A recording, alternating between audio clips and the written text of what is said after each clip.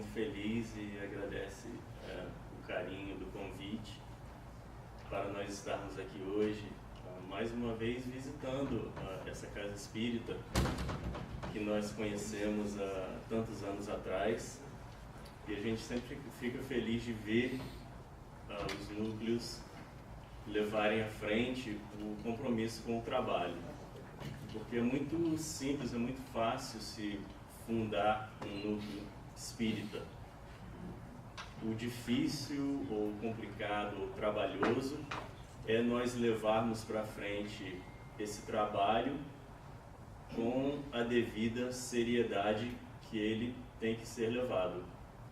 Porque se um núcleo espírita é feito sem seriedade, os trabalhos são conduzidos sem seriedade, eles deixam de ser um trabalho espírita.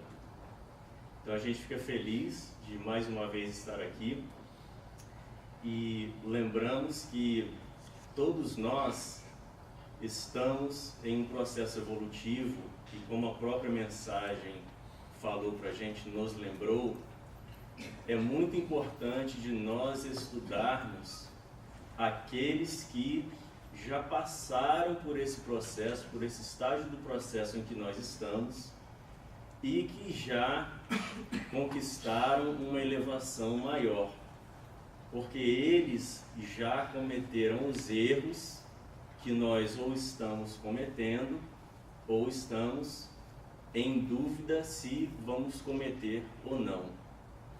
Então, o estudo da doutrina espírita, o estudo da mensagem dos espíritos mais evoluídos é de alta importância para o nosso crescimento presente, para o nosso crescimento evolutivo. Quando nós falamos sobre o trabalho mediúnico dentro do movimento espírita, dentro da casa espírita, dentro de nossas vidas, essa seriedade, e quando a gente fala de seriedade, a gente não fala de seriedade da gente ficar com a cara fechada e a gente não saber sorrir, a gente não saber brincar, não saber cantar, não é esse tipo de seriedade. É seriedade com relação às responsabilidades das nossas condutas espirituais. Então, quando nós falamos sobre mediunidade nos trabalhos espíritas, essa seriedade tem que realmente, então, se expandir. A mediunidade, ela funciona em todos os momentos de nossa vida. Como nós vamos ver no estudo aqui, o estudo ele é baseado nas obras de André Luiz, do Livro dos Médiuns, do Evangelho segundo o e do Evangelho segundo o Espiritismo. E mais algumas obras psicografadas por Divaldo Franco. Então, a mediunidade está constantemente presente em todas as nossas vidas. E algumas pessoas esquecem disso. Existem vários agrupamentos espíritas, inclusive, que começam a ser formados pela ou através da reunião mediúnica. E isso é uma coisa interessante quando a gente ouve sobre esse acontecimento ou vê isso acontecendo, porque a mediunidade, o trabalho da mediunidade na casa espírita, a implantação de uma reunião mediúnica, ela precisa de acontecer e ser dada como coroação do trabalho desse agrupamento que já começou a trabalhar durante algum tempo e chegou a ter uma certa afinidade, uma certa fraternidade entre os companheiros. Então é o coroamento desse trabalho e não deveria ser o começo desse trabalho. Porque mediunidade, o trabalho sério, educado da mediunidade, principalmente da mediunidade com uma reunião de desobsessão, onde já nós estamos envolvendo aí o psique de outras almas encarnadas e desencarnadas, esse trabalho mediúnico na casa espírita, ele precisa de ser feito com uma organização, uma estrutura física, educativa e emocional muito grande, porque senão acontecem coisas extraordinárias, não muito boas, como a gente vai ver aqui no estudo. Então, realmente, o estudo é com relação a essa mediunidade, esse trabalho mediúnico, através da perspectiva espírita, um trabalho em que todos nós, médiuns, mais ou menos aflorados, precisamos de ter dentro de nós, primeiramente, a questão da humildade.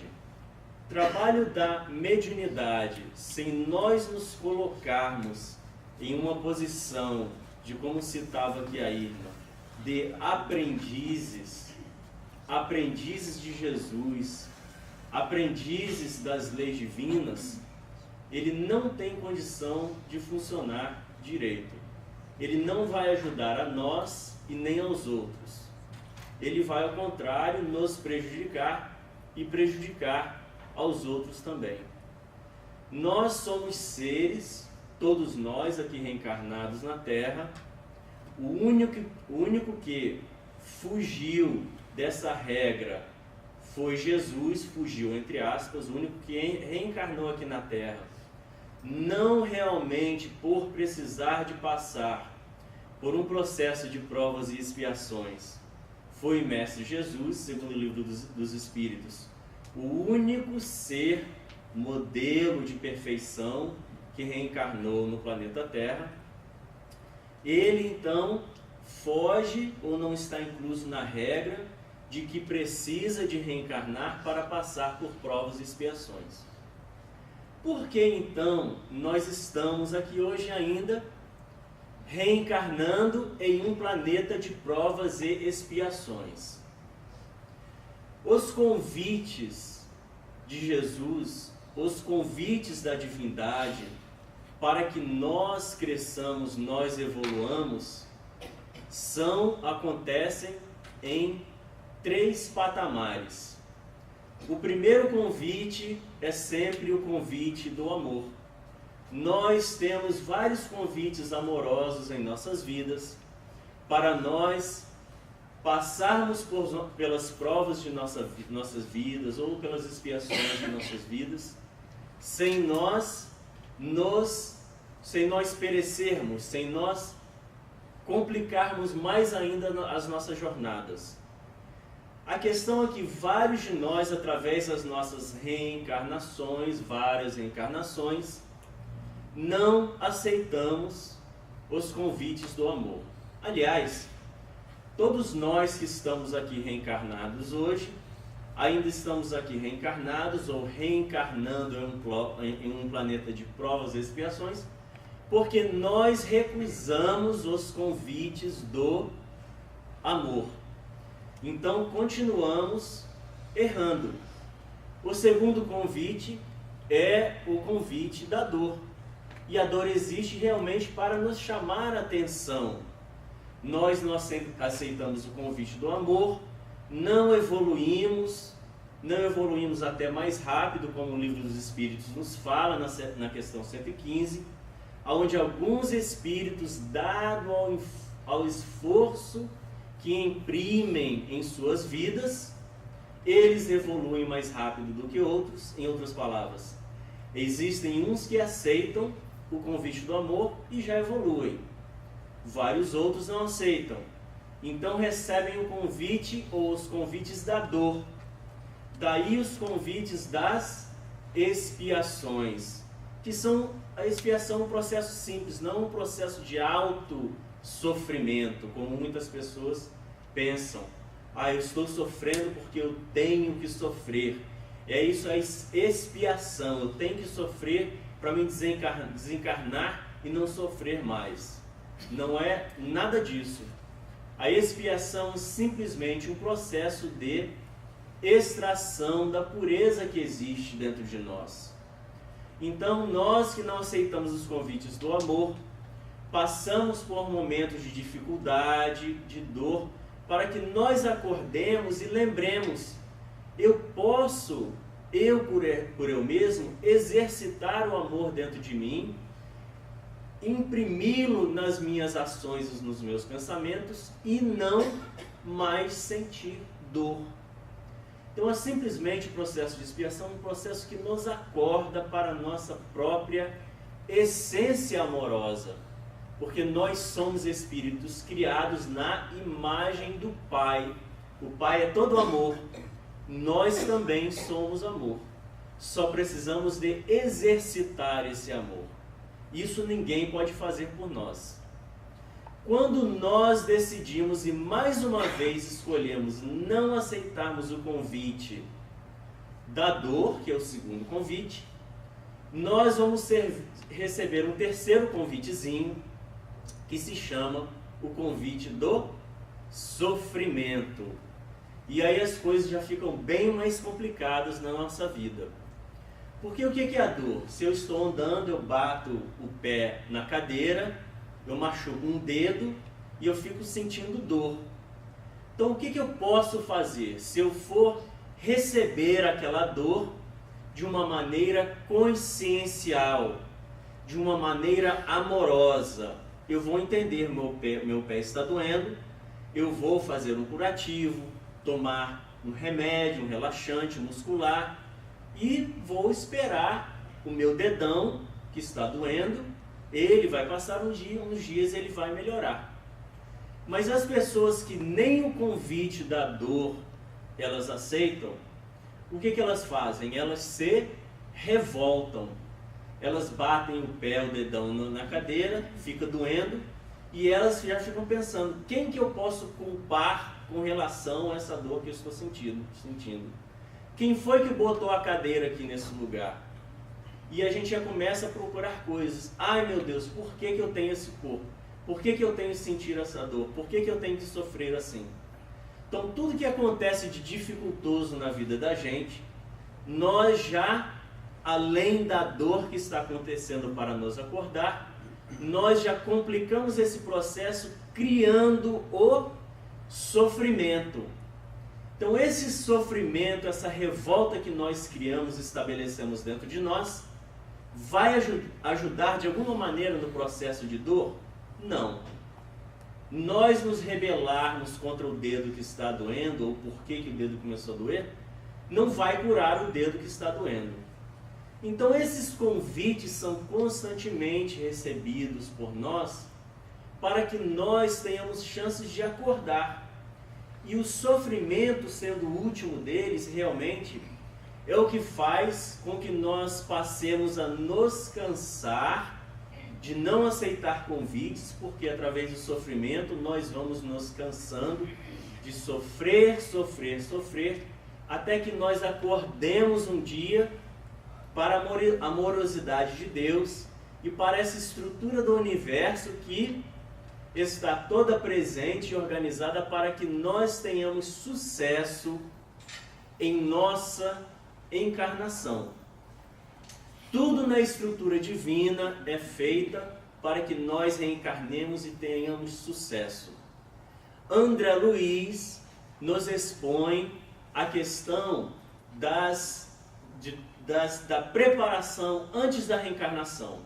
Nos diz ele que nós passamos na mão de centenas de técnicos espirituais, cada um deles especializados em certas áreas, e nos preparam antes de nós reencarnarmos. Porque senão a gente não reencarnava de jeito nenhum. A gente ia ficar com medo tremendo, como ele mesmo, André Luiz, tinha medo. A gente lê literatura, ele passava longe do departamento de reencarnação, porque ele ficava com medo de agarrarem ele lá e jogarem ele no corpo. E não é isso que acontece. Todos nós reencarnamos porque nós pedimos. Pedimos não, é mais assim. Nós imploramos para nós reencarnarmos.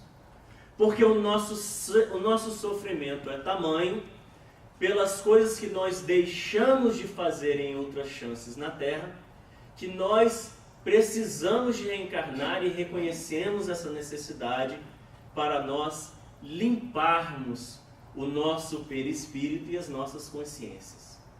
Então, nós antes de reencarnarmos, somos preparados durante muito tempo e muitos espíritos que nos ajudam para que nós tenhamos sucesso em nossas reencarnações.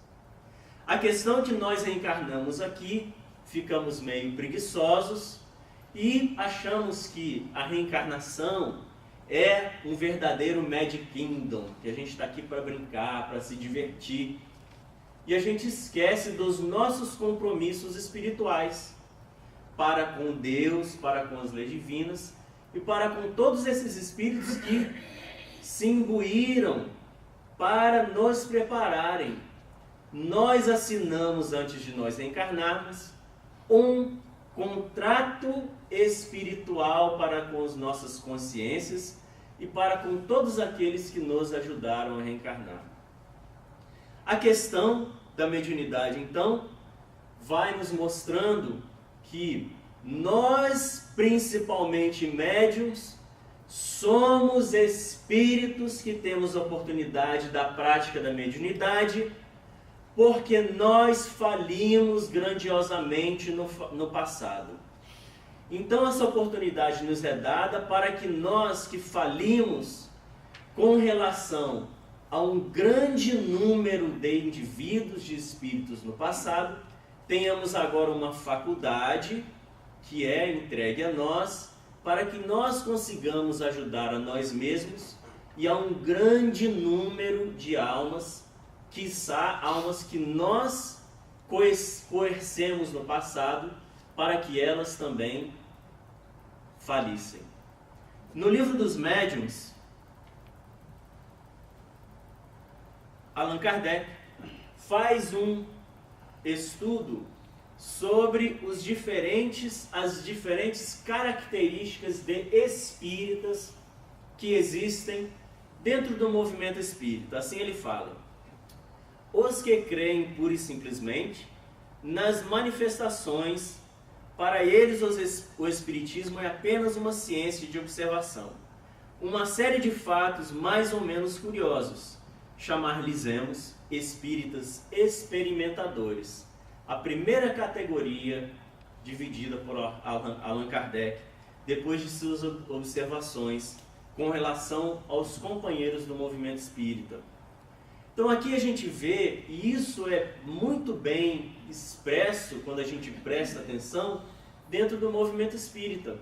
Pessoas que só querem estudar as questões intelectuais da doutrina espírita. Existe até uma parte do movimento espírita que formou uma organização para fazer isso. Não acreditam e não divulgam que o espiritismo tem um cunho religioso, um aspecto religioso, sendo que nós sabemos que existem três aspectos: o religioso, o filosófico e o científico. Mas alguns companheiros inclusos nessa primeira determinação de Kardec são os espíritas experimentadores. Então, para eles só interessa estudar essas questões das manifestações dos espíritos, das consequências ou das causas intelectuais ou científicas dessa existência do mundo espiritual em nossas vidas.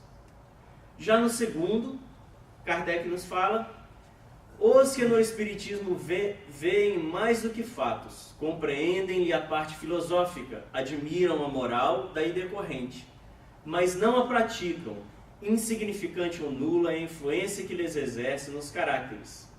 Em nada alteram seus hábitos e não se privariam de um só gozo que fosse. O avarento continua a sê-lo, o orgulhoso se conserva cheio de si, o invejoso, esse-oso, sempre hostis. Consideram a caridade cristã apenas uma bela máxima, são os espíritas imperfeitos. Então nós achamos a doutrina espírita maravilhosa, ela nos emociona. Nós assistimos uma palestra, a gente se emociona. A gente assiste um filme da vida de Chico Xavier, a gente se emociona. Mas aquilo acaba exatamente a 2 minutos depois que aconteceu. Nós não trazemos nada dos ensinamentos espíritas para a nossa vida. Não modificamos nada em nossa vida. Não nos privamos de prazeres egóicos nenhum. Então, nos incluímos nessa camada dos espíritas imperfeitos. Os espíritas exaltados. Em tudo, o exagero é prejudicial. Em espiritismo infunde confiança demasiado cega e frequentemente pueril no tocante ao mundo invisível e leva a aceitar-se com extrema facilidade e sem verificação aquilo cujo absurdo ou impossibilidade a reflexão e o exame demonstrariam. Então, quantos nós nos exaltamos com relação ao espiritismo? E essa palavra exaltação seria tipo assim, a palavra irmã realmente do fanatismo. Muitas pessoas entram no espiritismo ou já estão no espiritismo e de repente se exaltam e querem então de repente dar passos em que não lhe cabem, passos que não cabem na sua evolução espiritual ainda. Se eu de repente decidir ter uma vida como Chico Xavier o teve, eu posso até conseguir durante 3 meses, durante 6 meses, mas depois eu vou até deixar de ser espírita, porque eu vou estar forçando o meu ser a praticar alguma coisa. E como a gente explicou no convite, no começo, a divindade não nos força a nada, ela nos convida a tudo. Então, nós que, se estivermos na condição de espíritos exaltados, precisamos de nos conscientizar disso, de que nós não podemos nos forçar a fazer as coisas. Espíritas que pensam, eu tenho que ir no centro todo dia, eu tenho que ajudar como palestrante, como passista, como evangelizador, porque preciso na casa espírita, eu tenho que fazer, porque senão ninguém vai fazer. Então olha só, nós temos que fazer. Quando a gente pensa assim, a gente já começa a machucar o íntimo da gente, porque nós estamos nos forçando a fazer alguma coisa, e a gente até começa a fazer, e se desprende de tudo que é jeito, e todo dia está no centro, aí deixa a família de lado, aí não vai nem bem até no emprego, e isso e aquilo, aí começa a ficar estressado, e começa a não fazer as coisas bem. Nós passamos a não ser um bom passista, um bom evangelizador, um bom palestrante, um bom nada, porque a gente quer fazer tudo. Nós estamos nos forçando a fazer tudo. Então, muitos ainda desses exaltados, além de trabalharem dessa maneira completamente imperfeita, fazem o quê? Querem exaltar os outros também. Aí nós, como dirigentes espíritas, a gente vai colocando isso na cabeça, não, você tem que ajudar, você tem que participar mais, você só vem uma vez por semana no centro. Olha a exaltação. A gente nem sabe da vida das pessoas, mas nós já queremos forçá-las a fazerem as coisas. E isso não funciona dessa maneira. A maneira certa é nós conscientemente analisarmos o que nós temos condição de fazer com relação às nossas capacidades. E essas capacidades envolvem capacidades intelectuais, que nós podemos até melhorar, capacidades psicológicas, capacidade de tempo, e assim vai. Nós nos conscientizamos e nós vamos então realizando dentro das nossas possibilidades, dentro de uma movimentação amorosa, aquilo que nós chegamos à conclusão que nós temos condição de fazer. E quando nós vamos trabalhando assim, nós vamos tomando mais gosto pelo trabalho, pela evolução do amor que existe dentro de nós. Então vai chegar uma hora em que nós vamos estar trabalhando em uma reencarnação nossa, como um Chico Xavier trabalhou, uma Madre Teresa trabalhou, um Divaldo Franco trabalha, através de uma movimentação amorosa, onde o ser já está trabalhando constantemente pelo desenvolvimento do seu amor, pela caridade por si mesmo e pelo próximo, porque caridade só para o próximo não existe. Nós não conseguimos fazer caridade pelo próximo sem nós fazermos para nós mesmos. Fica sendo uma caridade material altamente superficial. Não existe amor ao próximo sem o amor a nós mesmos. Então isso é uma movimentação que não pode ser exaltada, fanática, e sim deve ser uma movimentação consciencial. A quarta e última: os que não se contentam com admirar a moral espírita, que a praticam e lhe aceitam todas as consequências, convencidos de que a existência terrena é uma prova passageira, tratam de aproveitar os seus breves instantes para avançar pela senda do progresso, única que os pode elevar na hierarquia do mundo dos espíritos, esforçando-se por fazer o bem e cobrir seus maus pendores. As relações com eles sempre oferecem segurança, porque a convicção que nutrem os preserva de pensarem em praticar o mal. A caridade é em tudo a regra de proceder e que obedecem. São os verdadeiros espíritas, ou melhor, os espíritas cristãos. Então são esses os verdadeiros espíritas segundo Allan Kardec, aqueles que realmente fazem esforços, movimentações reais para se modificarem, para domarem as suas más inclinações. Os espíritas verdadeiros cristãos não é ninguém perfeito, não.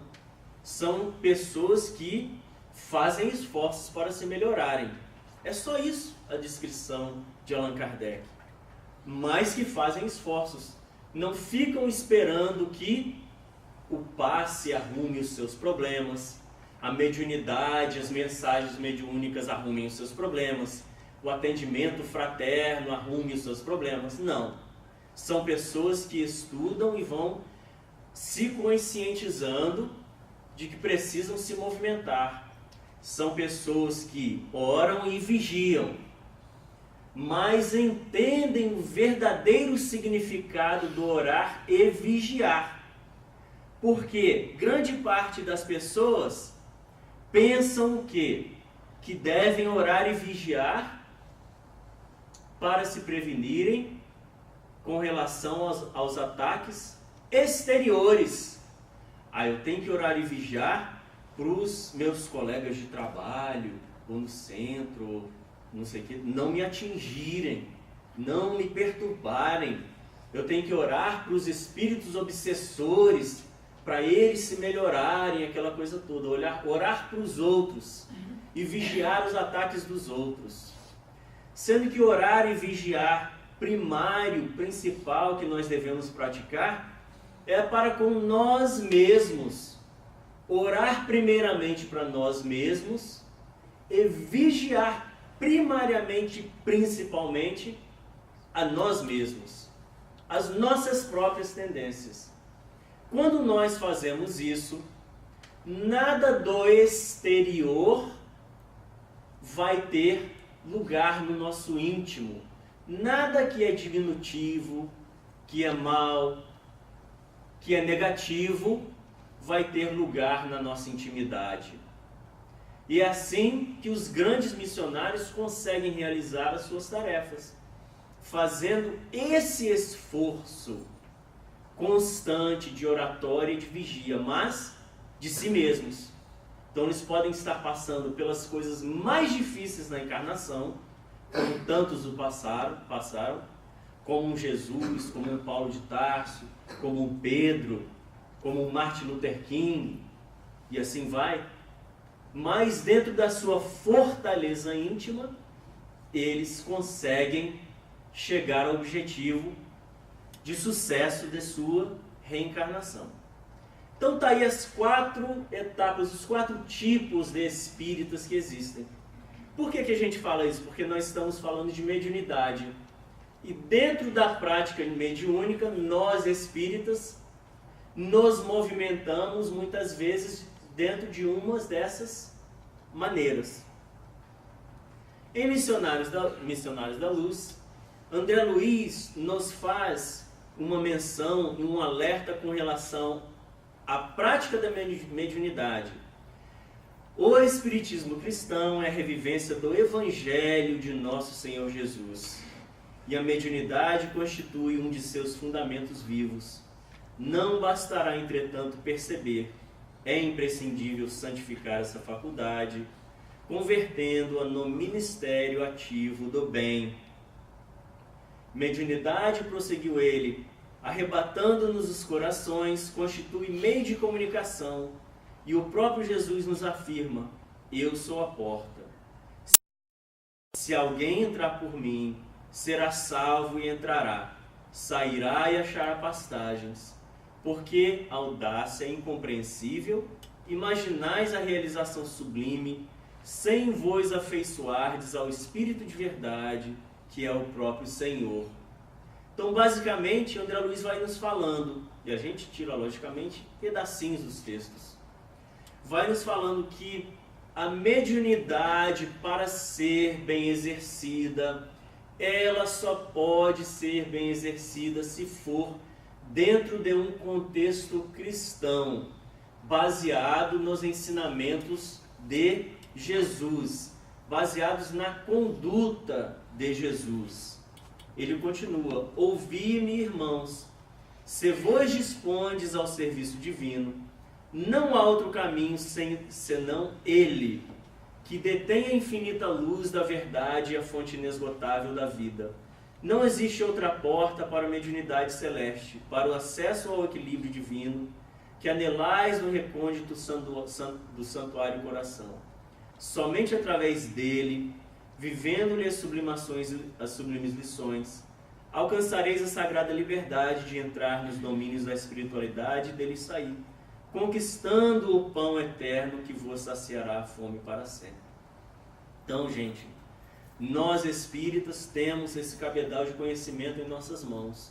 Agora, podem pessoas que não são cristãs ou não conhecem Jesus praticarem bem a mediunidade? É claro que podem, desde que estejam imbuídas nesta conduta amorosa que Jesus nos trouxe.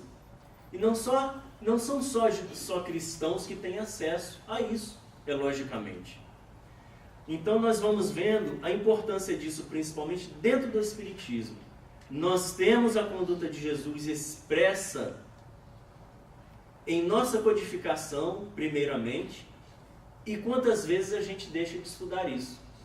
Quando a gente abre o Evangelho segundo o Espiritismo, a primeira coisa que a gente vai ver lá, o primeiro parágrafo da introdução, Kardec explicando o que ia ter no Evangelho segundo o Espiritismo, o que ele ia colocar ali, abordar naquele livro. Então ele fala só os ensinamentos morais do Mestre. E a gente fica até assim mesmo confuso, porque hoje no Espiritismo, próprio dentro do movimento Espiritismo, a gente vê pessoas se aprendendo a tantas coisas de que não tem importância, às vezes até voltando a um passado de uma existência religiosa ortodoxa, fica estudando aquelas coisas de nomes, de datas, e de gerações, e não sei que, coisas da Bíblia, do Velho Testamento, sendo que Allan Kardec apresentou para a gente a proposta do Evangelho segundo o Espiritismo, dizendo que nós precisamos de estudarmos a moral de Jesus e não ficarmos lá com aquelas outras coisas que são altamente, um acha que é uma coisa, outro acha que é outra coisa. Como é que é a palavra disso? Está esquecido. Interpretação de um, cada um interpreta de um jeito, né? Então, ele estabeleceu ali a meta e o processo. Então, nós, trabalhadores espíritas, nós, trabalhadores da reunião mediúnica, vamos prestar atenção na conduta de Jesus o maior médium que já existiu na face da Terra. Sem o Cristo, a mediunidade é simples meio de comunicação e nada mais. Mera possibilidade de informação, como tantas outras, da qual poderão assenhorar-se também os interessados em perturbações, multiplicando presas infelizes. Então, sem nós seguirmos a conduta de Jesus, os ensinamentos de Jesus, a gente vai estar fazendo comunicação mediúnica. E isso qualquer um pode fazer de qualquer maneira. Quando nós vamos lá em Copacabana, na noite de Réveillon, a gente vê o quê? Um monte de gente praticando mediunidade. Rodando a baiana lá, para quem já viu, não seja para quem já foi ver, se quiser estudar o que é a prática da mediunidade deseducada, desequilibrada, é só ir lá, passar o Réveillon em Copacabana na praia. Então você vê os médiuns se jogam no chão, rolando. Alguns pegam o garfo e espetam neles mesmos e você vê o sangue sair. E essas coisas vão acontecendo. São médiuns. Estão incorporados.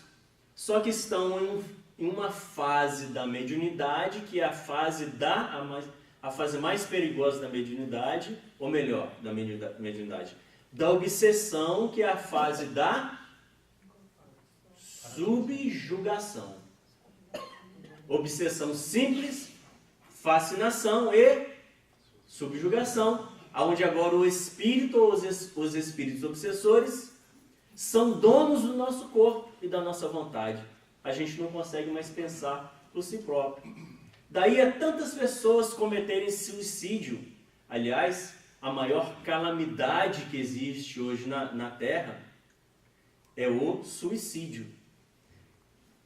Coisa de 10 milhões de pessoas cometem suicídio na Terra todo ano. Todo ano. Por que acontece isso? Porque a pessoa já está num patamar da obsessão de subjugação. Porque se estivesse pensando só por si próprio, não o cometeria. Então, nós vamos vendo a importância dessa mediunidade com Jesus. Manuel Filomeno de Miranda nos lembra na obra Transtornos Psiquiátricos e Obsessivos, psicografada por Divaldo, sobre um trama das trevas organizadas para ridicularizar a doutrina espírita e a mediunidade, promovendo a superficialidade, a ausência de estudos da própria mediunidade e a ideia de que Allan Kardec está ultrapassado. Porque as tramas das trevas, eles se organizam, né, gente? O crime é organizado, aqui na Terra e do outro lado também. E muitas vezes mais organizado do que nós que estamos tentando aí fazer o bem. Então a primeira trama das trevas, a gente vai estudando e aprende, é que eles, com relação ao espiritismo, eles queriam acabar com a doutrina espírita de qualquer maneira. Queriam, através até das outras próprias religiões, acabar com o espiritismo. Aí teve a queima dos livros espíritas, o Auto de Fé de Barcelona, que a gente estuda no estudo sistematizado, e as outras religiões então tentando massacrar o espiritismo. Até no próprio Rio de Janeiro, a Federação Espírita Brasileira, 100 anos atrás, a polícia invadiu aquilo lá, coercida pelos religiosos ortodoxos da época, fechou a Federação Espírita Brasileira, ficou fechada quase uma semana, até terem que recorrer na justiça, aquela coisa toda, enfim. O trama das trevas primeiro era de acabar com o espiritismo dessa maneira. E tiveram várias outras tramas.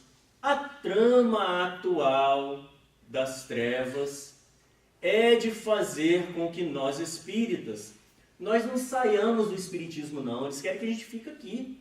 Não, tem que encher os centros mesmo, querem que os centros fiquem cada vez maiores mesmos.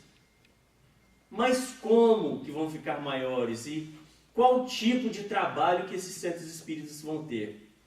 Então o envolvimento deles agora, das trevas realmente, é para que nós tenhamos uma movimentação espírita altamente superficial. Aqueles que vêm, assistem, acham bonito, mas não fazem nada para se modificar. Essa é a nova trama deles. Então assim, Não interessa para eles se o centro tem 1000 pessoas, tem os estádios cheios, não interessa. É isso que eles querem que aconteça com o Espiritismo. O mesmo que acontece com várias outras religiões.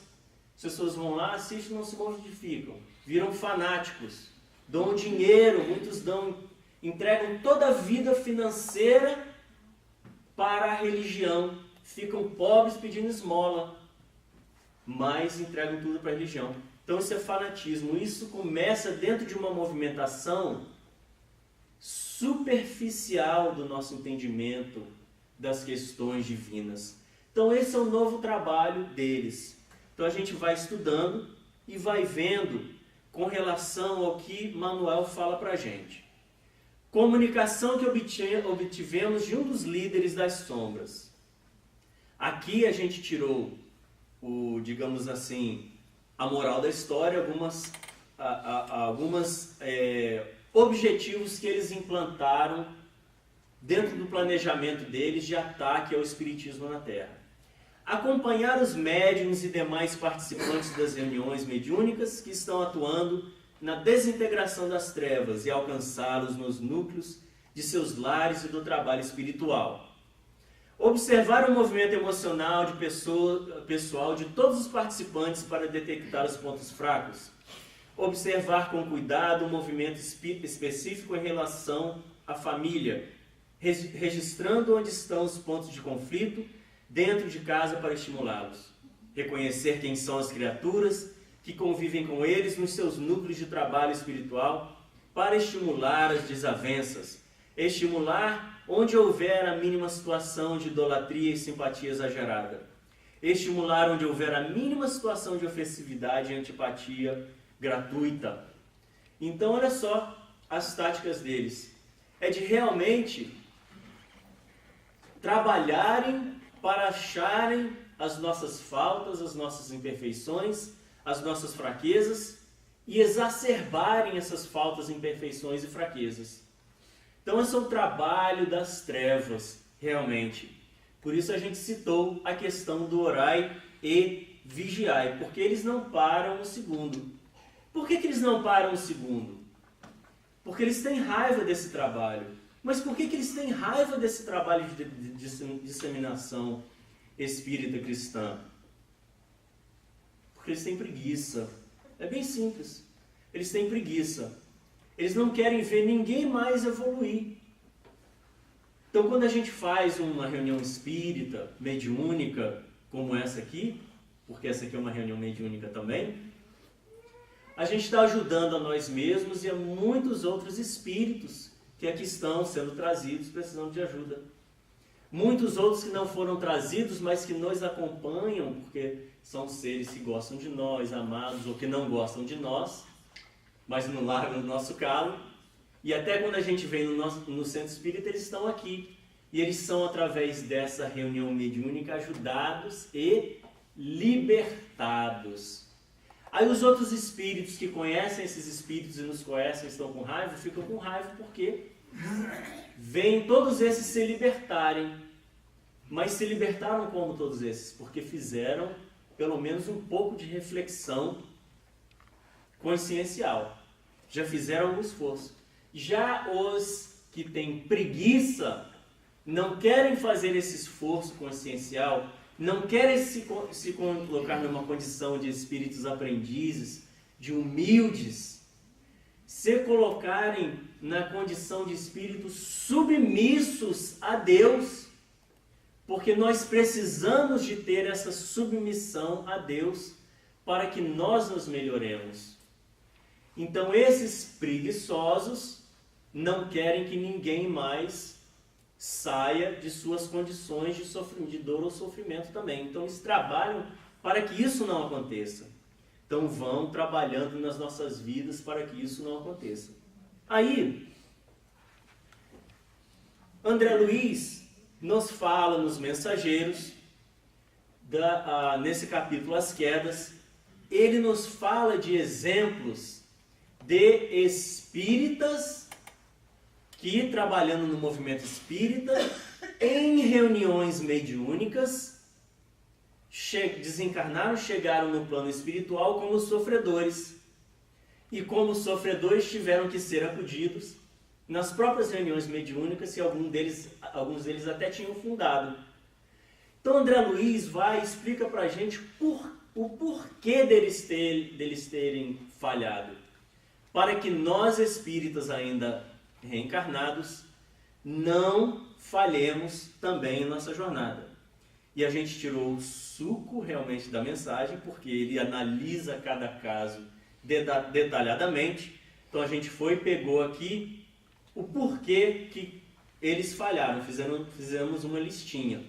Mas cada caso é caso, alguns falharam em todos os itens da lista que a gente vai mostrar, e alguns não falharam em todos. Então vamos ver. Aspectos psicoespirituais das quedas. A não utilização da cultura evangélica obtida nos anos de preparação no mundo espiritual, bem como as orientações dos benfeitores espirituais para meditar sobre a própria vida. Como nós explicamos, toda a preparação que nós recebemos antes de reencarnar, e chegamos aqui, vamos brincar na Disney, e esquecemos o verdadeiro sentido da reencarnação.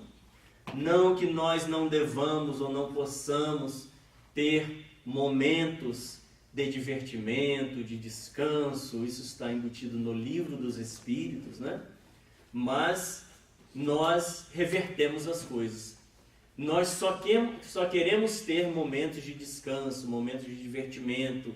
E quando a gente tem que trabalhar, fazer qualquer tipo de trabalho, ai meu Deus, nossa, como seria bom se eu ganhasse na loto, porque aí, né, eu não precisava nem de trabalhar mais.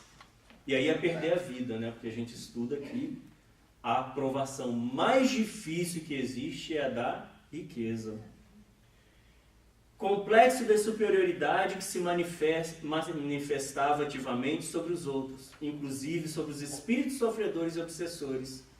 A gente vem, senta numa mesa mediúnica, os doutrinadores se acham superiores aos espíritos que estão dando comunicação, se achando o máximo. Como é que a gente começa estudando a mediunidade? Aprendendo que nós somos espíritos falidos, é por isso que a gente recebeu a mediunidade. Por isso. Então nós, como espíritos falidos, a gente está se achando melhor que um espírito que está sofrendo na nossa frente? De maneira alguma. Se achando que nós estamos fazendo uma caridade tremenda, nós somos seres iluminados, nós estamos ajudando eles agora. E quantos nós, dirigentes espíritos, a gente se acha assim, né? Porque a gente está aqui na frente falando, se achando maior. Nós somos iluminados, todos os outros estão ouvindo a gente. Então, a gente vai estudando e vê com Bezerra de Menezes que o principal intuito da reunião mediúnica de desobsessão é para que nós, participantes encarnados, aprendamos com o sofrimento dos espíritos que estão ali, para nós não estarmos na situação deles no futuro. É o primeiro intuito da reunião de desobsessão. Aí Bezerra vai e discorre e fala assim pra gente, continua discorrendo. Vocês acham que o espiritismo, as reuniões mediúnicas do movimento espírita seriam suficientes para doutrinar todos os espíritos sofredores que existem do outro lado? E o espiritismo foi criado há 150 anos atrás. E antes disso, os espíritos sofredores não eram ajudados, socorridos, doutrinados? Olha só, como é que a gente põe dentro da cabeça da gente que nós somos esses seres tão grandiosos assim, que sem a gente as coisas não funcionariam, né? Então vai Bezerra de Menezes nos colocando em nosso lugar. Nada de complexo de superioridade para o trabalhador espírita, gente. Interpretação dos fenômenos mediúnicos como alucinação devido ao auto-engano. Quantos médiuns espíritas fingem para si mesmos, ou mentem para si mesmos que não sentem nada, não ouvem, não veem, porque sabem que se aceitarem que tem uma mediunidade florada, vão ter que trabalhar com a mediunidade, ou vão precisar de trabalhar com a mediunidade de alguma maneira. nem que seja para educá-la, para que a mediunidade não os desequilibrem. Então eles preferem se auto-enganarem com relação a isso, dizendo que é alucinação. Não, de vez em quando não, é barulho da parede, foi lá o barulho lá fora, o carro que passou lá fora. E preferem se auto-enganar, porque sabem o tanto de esforço que requer para que uma mediunidade seja bem tratada, bem conduzida, e não querem fazer esse esforço. Abusos sexuais, alcoolismo, tentando conciliar a força, prazer delituoso ao dever espiritual. Então a gente quer continuar trabalhando com a mediunidade e vivendo a vida de qualquer jeito, como qualquer pessoa. Não pode. O indivíduo que trabalha com a mediunidade, o médium, o doutrinador, os outros participantes da reunião mediúnica principalmente, não podem ter uma vida corriqueira como qualquer outra pessoa. E ponto final. Tem que prestar atenção em muita coisa, nos desvios, nas paixões. E tem que fazer movimentações para se melhorarem, porque senão a coisa não vai funcionar direito. Ambição por posses materiais, e a gente vai então só pensando na aposentadoria, né? Aí fica 2, 3 empregos, aí compra 2, 3, aí 4 casas, aí um barco, aí um monte de carro, aí vai colecionando um monte de coisa em casa, o cara coleciona figurinha, aviãozinho e carrinho de ferro, e assim vai, e monta trenzinho, e vai se envolvendo nas coisas materiais e ao mesmo tempo querendo ser um bom médium. Quais foram os bons médiums, os bons missionários na Terra que tiveram grandes posses materiais? Alguém já visitou a Mansão do Caminho? Foi ver a condição material de Divaldo Franco? O que ele tem na Mansão do Caminho? Nada. Tudo da Mansão do Caminho está em nome da Mansão do Caminho Incorporated, da corporação Mansão do Caminho. E ele utiliza um quarto no segundo andar, lá onde tem vários quartos, outros quartos que são habitados por outros companheiros trabalhadores que vivem lá. Ele utiliza um quarto lá na Mansão do Caminho, no prédio de alojamento da Mansão do Caminho. A gente vê a vida de Chico. O que tem no Museu Chico Xavier? O que é o Museu Chico Xavier? É um quartinho dele, que tem lá alguns bonezinhos, a caminha dele, é aquilo. Madre Teresa, o que tinha ela, dela mesma? E a gente pode continuar a lista, gente. Paulo de Tarso, Assis, Francisco de Assis, e pode continuar a lista. Ambição por posses materiais.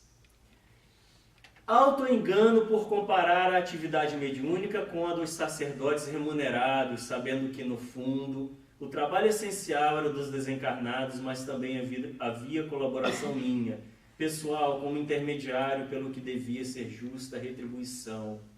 Então a gente quer cobrar pela mediunidade. Isso é muito comum aonde? No movimento New Age, né, espiritualista, nos Estados Unidos, na Inglaterra também tem muito. É muito comum o médium viver daquilo.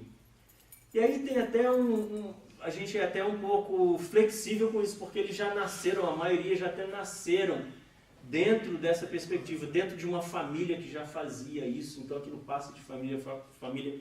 Eles não têm ainda o entendimento que nós temos. Mas o espírita já sabe que a faculdade foi dada a ele. Não é uma coisa que nós construímos nós mesmos, fizemos, criamos nós mesmos. É uma ferramenta de crescimento que foi entregue a nós. Então a gente não pode cobrar por isso, pela faculdade mediúnica.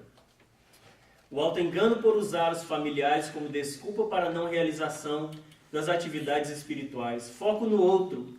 Reclamações devido às discordância dos familiares em termos de crença religiosa.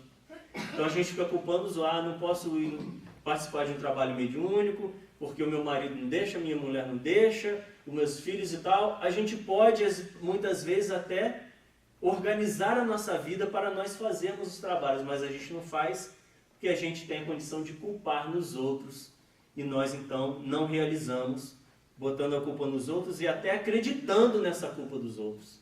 nos auto-enganando. Então, olha só, gente, tudo isso, sofrimentos foram essas movimentações foram causando sofrimentos nesses espíritas que desencarnaram no sofrimento. Tornar-se enfermo voluntário, passando a carregar aflições inúteis. Tem gente que está sempre doente na casa espírita. A pessoa vem 1, 2, 5, 10 anos na casa espírita, não sai da reunião de atendimento fraterno. Está sempre em depressão, está sempre isso, está sempre aquilo. Não é possível. Então a pessoa vai criando na cabeça dela de que é um ser enfermo realmente. Os famosos hipocondríacos, né?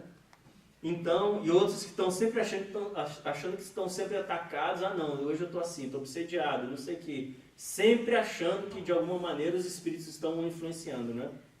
Então a gente vai achando esses desculpismos para não realizarmos aquilo que nós temos que realizar. Fixação no fenômeno por vaidade, em vez da utilização do fenômeno para realizar o bem. Quantos aqueles que acham, trabalhadores que acham que eles chegam no topo da comunidade da casa espírita, agora eu estou no topo. Quando eu começo a participar da reunião mediúnica, antes de participar da reunião mediúnica se acha um trabalhador medíocre. Aí depois entra lá na reunião mediúnica e se acha o máximo, porque trabalha ali. Ah, sou do grupo mediúnico agora. Sou um ser muito especial. Então, a grande vaidade. E quantos médiuns se sentem vaidosos por causa disso? Porque são médiuns. E fazem questão de dizer para os outros que são médiuns. Entrega ao vício intelectual, em vez de se dispor a desenvolver o sentimento do coração. A gente falou mais ou menos sobre isso. Ausência, começamos a correr um pouco. Ausência de vivência evangélica nas atividades profissionais.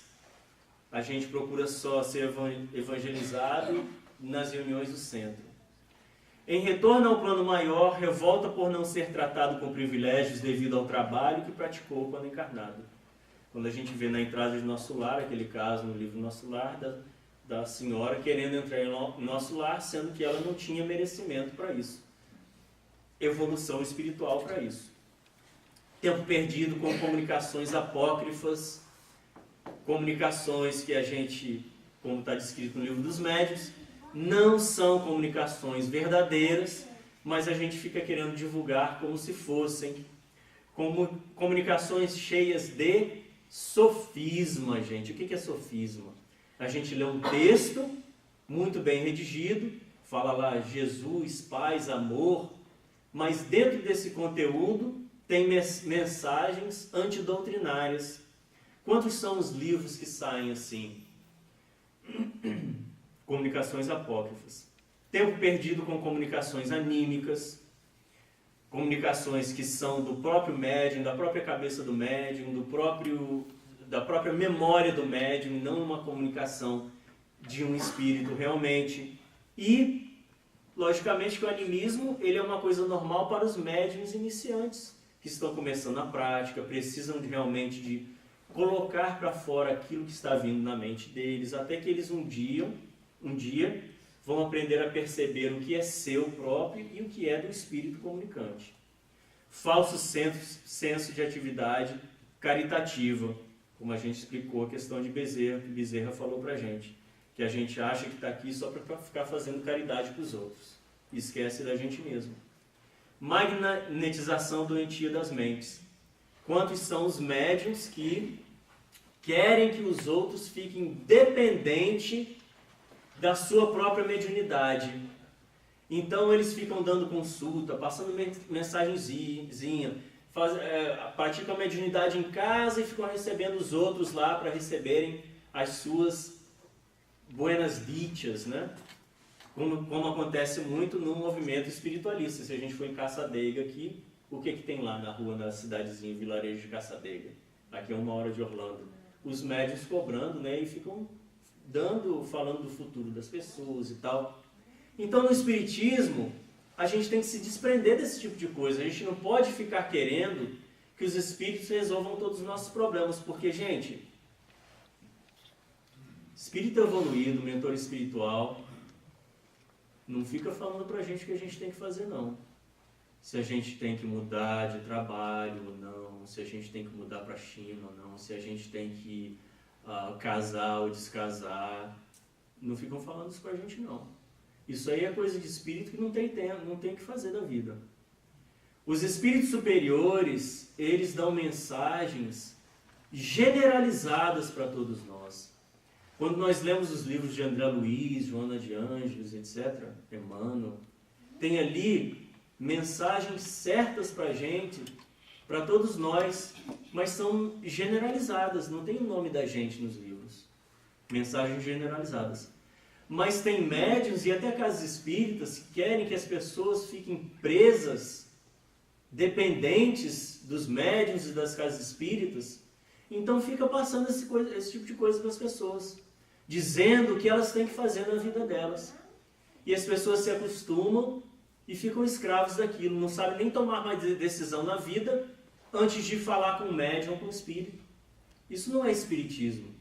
A casa espírita existe, o espiritismo existe, para que nós possamos aprender a andarmos sobre os nossos próprios pés e a decidirmos dentro do nosso próprio poder consciencial e não ficar esperando que os outros decidam por nós as coisas. É um processo libertador, altamente libertador, em completa compatibilidade com a lei de liberdade, no terceiro capítulo, terceira parte do Livro dos Espíritos. Free will, a libertação de nós mesmos. Então, como médiuns ou dirigentes espíritas, nós nunca vamos querer magnetizar a mente das pessoas, decidir pelas pessoas, ou nos entregarmos a exercícios superficiais, como a gente já citou também, tantos exercícios superficiais, as pessoas que frequentam as casas espíritas e nunca se modificam internamente. Às vezes ficam fazendo trabalhos de doar dinheiro, doar alimentação, e sacolão, e não sei o quê, mas dentro de si nunca se modificam. Eu acho que isso lá do outro lado vai lhes trazer paz de consciência. E para a gente terminar, último slide.